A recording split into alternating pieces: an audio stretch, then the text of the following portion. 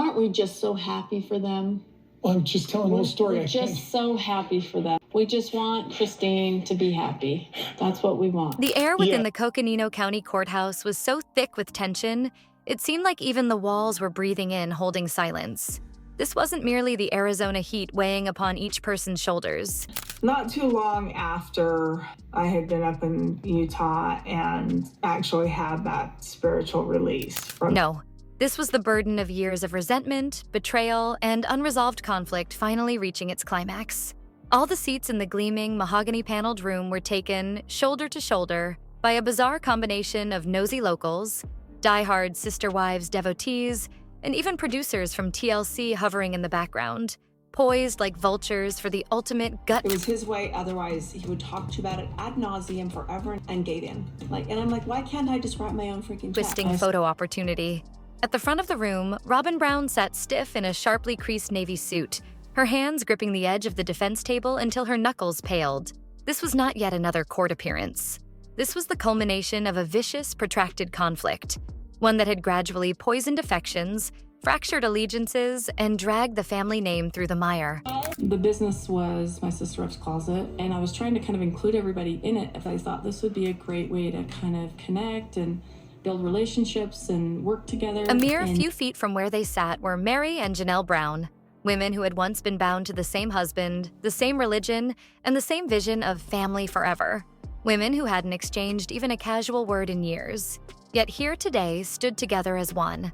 Both reached out to their lawyers, sifting through heavy piles of documents. Their faces serene, but their eyes ablaze with determination. Behind Robyn, Kody Brown attempted to convey confidence, but his body had other ideas. His foot bounced up and down nervously under the table, his signature golden pompadour limp and lifeless, as if even his hair had resigned from the battle. Then the moment came that paralyzed the entire room. Judge Harrington, piercing-eyed, unbending, leaned forward, reviewing the evidence one last time. Her voice was stern, measured. "We are here today to consider the case of Brown versus Brown." The courtroom fell silent. The judge riffled through page after page, financial statements, property titles, suspected fraudulent conveyances, before raising her eyes and meeting Robyn's gaze. Her voice brooked no optimism. "This court rules in favor of Meri Brown and Janelle Brown, the plaintiffs." A gasp swept through the room. Robyn's jaws dropped in shock. "What? No, that can't be. Those houses belong to me." "The proof is insurmountable," the judge answered, her tone biting. "The property transfers were illegal. The rightful co-owners will take back all 3 homes. You are to leave within 30 days. The sharp report of the gavel was final. Outside the courthouse, it broke out into pandemonium. Cameras flooded the steps, reporters calling out to one another in the fervor of the moment. Robyn covered her face, Kody attempting to push her through the flotilla of questions. "Are you being evicted, Robyn? Do you regret marrying Kody? How does it feel to finally win, Meri?" Meri faced the microphones, her expression serene but her eyes bearing the burden of decades. "It's as if justice has caught up," she explained matter-of-factly. At her side, Janelle permitted herself a tiny smile. "We got back our lives, not only our property." At home in her massive Flagstaff estate, Robyn walked through half-full rooms, boxes of belongings randomly strewn about each corner. Her kids waited silently at the steps, faces pale and bewildered. "Why are they stealing our things?" Brianna's voice trembled. "Because humans are cruel," Robyn murmured, hugging her daughter. "They want us to suffer." On the other side of the room, Kody swiped through his phone, the incessant ping of the notifications making him seem to settle further into his seat. He was aware of the reality. Regardless of whether Robyn acknowledged it or not, the court made the correct decision. There was no victory here. Not now. Never. When the sheriff's deputy came to serve the formal eviction notice, reality hit them. Less than 30 days to vacate an entire life. Back in the city, Meri and Janelle sat side by side in a corner of a small cafe, something that would have been unimaginable a few years earlier. On the table between them was a freshly signed stack of property papers. "I didn't think we'd ever get here," Janelle murmured. "She stole more than houses," Meri replied, fingers brushing the papers. "She stole years, our trust, our family. But now, this is the start of taking it all back." There was no champagne toast, no loud celebration, just a shared, quiet moment of relief. Eviction day came in the form of a moving van parked in Robyn's driveway. She huddled on the porch, blanket-wrapped, as deputies removed photo frames, furniture, and memories. Each item taken was a reminder of the life she had created based on Kody's promises that had fallen apart. By lunchtime, the final box was also empty. Robyn had a look over her shoulder one last time before she got into the SUV. She didn't look like TLC's polished, beaming favorite wife anymore. She looked like a woman who took everything on the line and lost. Robyn paced in the small living room of their cramped rental, venom pouring out of her mouth. They're probably all celebrating right now, laughing at us. Kody didn't even look up. We couldn't win. I said so. Later, in a real estate office that smelled faintly of freshly polished wood, Janelle took a thick manila envelope from the agent as he slid 2 shiny brass keys across the counter. "Congratulations," the agent smiled. "Both homes are officially yours again." Meri breathed in deeply, running her hand over the cold metal in her palm. "It's weird," Janelle breathed, "to hold something you thought was gone forever." "Odd," Meri agreed, "but correct." The Arizona sun felt brighter when they departed, heating them up in a manner it hadn't in decades. As they entered the house Robyn had fought so desperately to retain, the quiet was oppressive. A shattered lamp on the floor, unopened letters piled on the counter, and half-filled boxes randomly stacked in the corner. The faint smell of Robyn's perfume persisted, an unwelcome specter. "This house doesn't feel the same," Janelle whispered, "as if all the tension has been packed up and carted away." Meri's hand ran along the banister, stopping at a deep scratch in the wood. "No," she whispered, "the tension's still here. We just get to decide what to do with it now." As they started making lists of repairs, paint jobs, and replacements, there was a quiet, unshakable satisfaction in simply standing in a house they had fought to reclaim. Meanwhile, downtown, Robyn paced in the cramped 2-bedroom rental, surrounded by stacks of boxes. Her kids fought for room in their combined room, voices reverberating off empty walls. She grumbled under her breath, to herself more than to Kody, as reality set in about her new life. "This isn't fair." Robyn's voice broke as she stood in the tiny rental kitchen, her words thick with exasperation. "We went from a dream house to this." Kody sat hunched at the table, staring blankly at his phone, scrolling mindlessly, his face impassive. "It's temporary," he said bluntly, but even he didn't convince himself. His calls to every attorney he could possibly think of had gone nowhere. No one wanted to take on this case. Even the TLC production crew had started to pull away, their cameras veiledly shifting attention, as if they were awaiting the Brown family explosion to play out in all its entirety before making a decision on whether another season was worth capturing. The cabinet closed with a loud bang. "Temporary doesn't make it any less humiliating," Robyn retorted back. In Flagstaff, the rumor went around faster than wildfire. At the local grocery store, 2 middle-aged women caught up with Meri just beyond the produce stand. "We heard about the court decision," one of them said with a friendly smile. "Good for you. You weren't treated fairly." Meri was accustomed to strangers coming up to her with sympathy or judgment. But this was something different. This was respect. Across town, Robyn had the reverse experience. In the deli part of another store, a woman's voice boomed out, clear for the whole aisle to hear. "Well, I guess the McMansion days are over." Robyn's face flushed red. She left her cart and headed out straight without ever looking back. That night, Janelle stood in her newly recaptured kitchen, notebook open on her table. Out the window, she saw tidy rows of vegetables. The community garden she'd long dreamed of planting. She called her son Logan. "This isn't just a house," she said to him. "It's a foundation. It's a place the kids will always be welcome to return to." Her son's voice gentled. "Mom, I'm proud of you. You earned this." In the rental, meanwhile, the stack of bills Robyn left unpaid on her counter was impossible to miss. White envelopes stamped red, shrieking "past due," rent, moving costs, lawyer fees. They were drowning. "We can't keep living like this," she grumbled. Kody massaged his temples, his annoyance seething. "What am I supposed to do? Sell my truck? Do a 9 to 5? I've been working on the show. This time, the show isn't going to save us." Robyn interrupted brutally. "TLC's backing off. They're more interested in Meri and Janelle now." A flicker danced across Kody's face.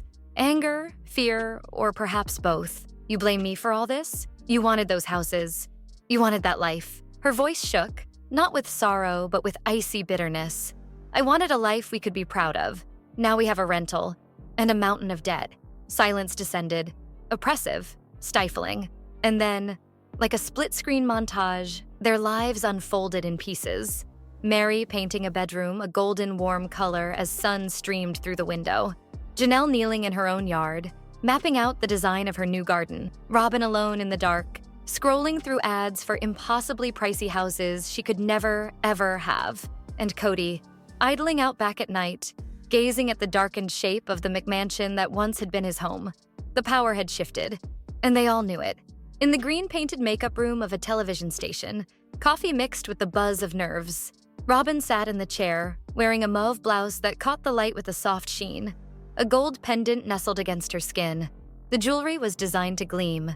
She had practiced each line, building her persona as the aggrieved wife, the misinterpreted victim. The producer's only reminder was straightforward: keep it real. When the camera started rolling, the host greeted her with a sympathetic smile. Viewers have been watching your progress for years, Robyn. Many were stunned by the court decision. How are you coping? Robyn's voice shook just enough to be believable. It's been awful. People call me greedy, manipulative, but all I ever wanted was to keep my family safe. My kids felt secure in those homes. Losing them has been devastating. She leaned forward, tears shining in the studio lights. No one knows what it's like to be targeted. I married a family that I thought would remain intact. Instead, I've been made to feel like an outsider, accused of doing things I never did. The host slowly nodded, giving silent approval. I think people have it wrong, Robyn continued, her tone soft but unwavering. Those property transactions, they've been misunderstood. Meri and Janelle saw an opening, and they took it. Now I'm back at square one. The camera zoomed in on her tightly clasped hands. The unspoken plea was obvious. Feel sorry for me. The interview went quietly on a Friday evening, but by Saturday morning it was everywhere, and not quite as Robyn had wished. An Instagram Live started circulating. In it, Meri and Janelle sat in Janelle's remodeled kitchen, coffee mug in hand. You all watched Robyn's interview. Meri started, her tone cool but firm. She omitted some very key facts, such as how those property exchanges occurred without us even agreeing to it, or how she urged Kody to sever us during the pandemic, knowing it would push us out of the family houses. Janelle was not afraid to stand up for her. She's attempting to rewrite history, but court documents are public. Anyone can search them up. We weren't stealing from her.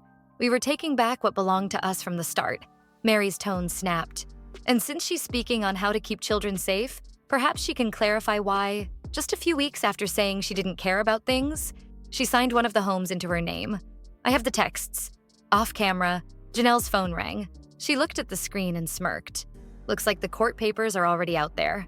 By Sunday morning, Twitter was trending with hashtags such as #RobynLies and #Team Meri Janelle. Fans analyzed each shot of Robyn's interview, highlighting contradiction after contradiction. In the rental home, Robyn was huddled on the couch, holding onto her phone as wave after wave of furious, mocking posts came in. Her throat was sore when she whispered, "They're killing me. They're turning me into a monster." From the kitchen, Kody did not even glance up from his coffee. "You were on television. You flung open the door. What did you hope for?" Her eyes flashed. "I hoped you would stand up for me, that you would make a statement." He looked at her at last. Arms crossed, voice calm. "Stand up for what?"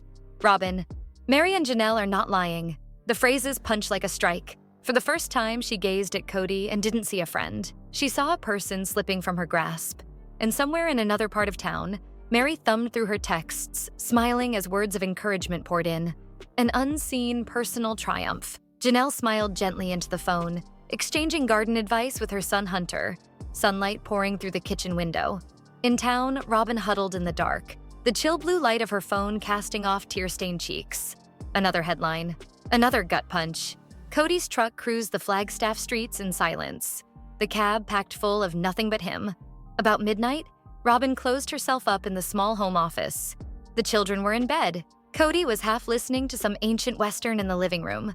Her thumb wavered, then touched call. "Hello, this is Sharon with TLC Development." A pause. "This is Robyn Brown, Sister Wives." Silence, followed by a courteous, "Of course, what can I do for you?" Robyn's words came tumbling out. An invitation to a new chapter. Her chapter. A redemption story. Life after betrayal. Sharon's voice changed into that guarded producer speak. "Robyn, the network is sensitive to public opinion at the moment. It's not good." Robyn leaned forward.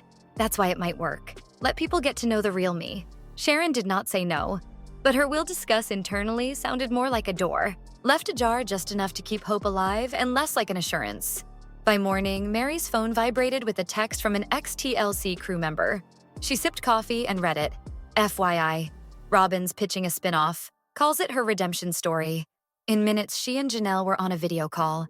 She's rewriting history, Janelle said baldly. If she gets that pulpit, we're the villains. Meri's jaw clenched. Then we make sure she doesn't. They went public, not with fury, but with invoices.